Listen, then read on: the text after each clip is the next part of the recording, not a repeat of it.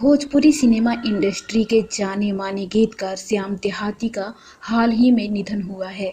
इस खबर ने पूरी भोजपुरी इंडस्ट्री को सदमे में डाल दिया है। भोजपुरी सिनेमा के कई बड़े स्टार्स ने श्याम देहाती को श्रद्धांजलि दी है। 2 दिन पहले यानी कि 19 अप्रैल को इस दुखद खबर ने सभी को झकझोर कर रख दिया था। श्याम देहाती ने खेसारी लाल यादव, काजल राघवानी जैसे मशहूर भोजपुरी सितारों के गाने लिखे हैं। इसके साथ ही उन्होंने दिनेश लाल यादव, पवन सिंह के लिए भी सुपर डुपर हिट गाने लिखे थे।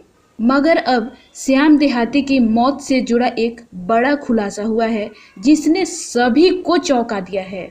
दरअसल बात यह है कि श्याम देहाती के नज़दीकी लोगों का कहना है कि गीतकार की मौत कोरोना की वजह से नहीं हुई है, लेकिन 2 दिन से खबर यही थी कि श्याम देहाती की मौत कोरोना की वजह से हुई है। आखिर कौन है जो अपने बात से पलट गया? किसने कहा कि श्याम देहाती की मौत कोरोना से नहीं हुई है?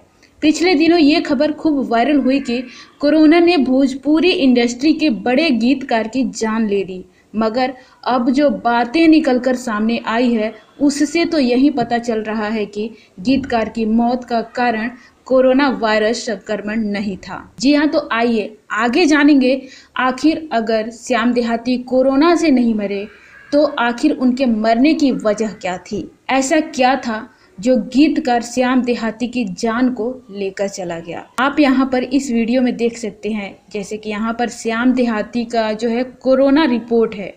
यहाँ पर सीधे सीधे लिखा हुआ है कि रिजल्ट नेगेटिव है और इसी रिपोर्ट के आधार पर पता लगाया गया। श्याम देहाती की कोरोना रिपोर्ट हाथ लगी और इस रिपोर्ट में श्याम देहाती का नाम, डॉक्टर का नाम, कोरोना सैंपल के लिए जाने की तारीख आदि सब शामिल है। रिपोर्ट में ये साफ लिखा हुआ दिख रहा है कि श्याम देहाती कोरोना नेगेटिव हैं। जानकारी के अनुसार श्याम देहाती टीबी के मरीज थे।